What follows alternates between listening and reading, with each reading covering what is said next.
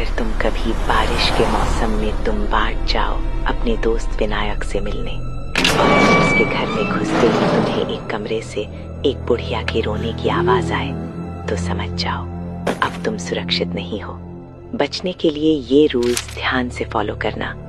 Rule 1, अगर तुम्हें एक कमरे में उसकी दादी दिखे जो जंजीरों से बंधी हुई है और वो तुम्हें अपनी तरफ बुलाए तो गलती से भी उसके पास मत जाना।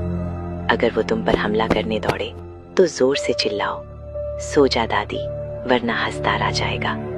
ये सुनते ही वो तुरंत सो जाएगी, लेकिन अगर तुमने ये नहीं बोला तो वो तुम्हें खा जाएगी। रूल 2, अगर विनायक तुम्हें बोले कि सरकार के वाड़े के नीचे देवी की कोख है जहाँ सोने के सिक्के हैं, तो उसके साथ जाने से पहले ये चीजें ले जाना, थोड़ा सा आटा, एक आटे की गुड़िया और रस्सी।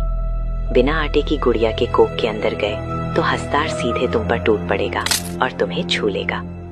रूल 3, कोख के अंदर जाते ही आटे से एक गोल घेरा बनाओ और उसके बीच में खड़े हो जाओ। जब हंसदार आए तो आटे की गुड़िया उसके सामने फेंक दो। जब तक वो उसे खा रहा हो तभी उसकी कमर की पोटली से सिर्फ एक मुट्ठी सिक्के निकालो और भाग जाओ। अगर तुमने ज्यादा लेने की कोशिश की तो वो तुम्हें छू लेगा। फाइनल रूल, अगर तुमने ज्यादा लालच किया और पूरी पोटली उतारने के लिए बहुत सारी आटे की गुड़िया ले गए तो जितनी गुड़िया लेकर जाओगे उतनी हंसदार की कॉपीज बन जाएंगी। एक बार हंसदार मल्टीप्लाई हो गए तो बचना नामुमकिन हो जाएगा।